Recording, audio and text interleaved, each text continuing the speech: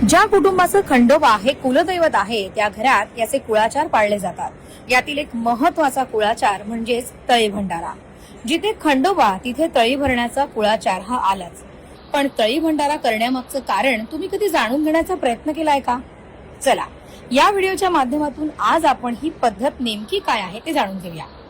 असं म्हणतात की मणिसूर आणि मल्लासूर या दैत्यांचा संहार केल्यानंतर ऋषी मुनींनी आनंदाने मल्हारी मार्तंडाचा जय जयकार केला। त्याचंच तळी भंडारा हे प्रतीक आहे। तेव्हापासूनच तळी भंडारा करण्याची ही प्रथा सुरू झाली असावी। प्रत्येक अमावस्या, पौर्णिमा आणि विशेष करून चंपाषष्ठीला तळी भरतात। नवस फेडतानाही तळी भरली जाते।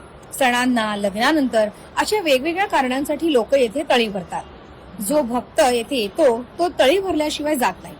घरात सुखशांती राहावी, धनधान्य वाढावे आणि खंडोबाने संकटापासून रक्षण करावे ही प्रार्थना करून खंडोबाची तळी भरली जाते।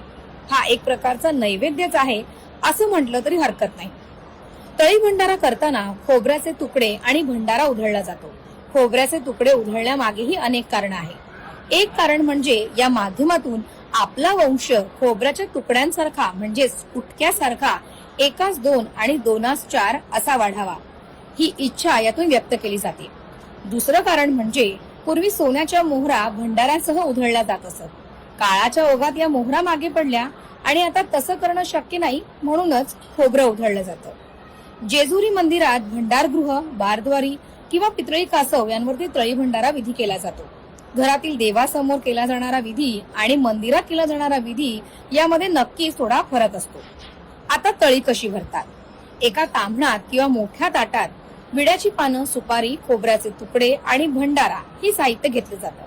3, 5, 7 अशा विषम संख्येत पुरुष मंडळी एकत्र येऊन सदानंदाचा येळकोट असा जयघोष करत ताम्हण उचलतात। यातील काही कुटुंबांमध्ये डोक्यावरील टोपी किंवा रुमालावरती तळी ठेवली जाते।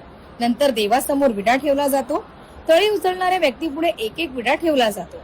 देवाला भंडारा उधळून कपाळी भंडारा लावला जातो आणि सदानंदाचा येळकोट, येळकोट येळकोट जय मल्हार असा जयघोषही केला जातो।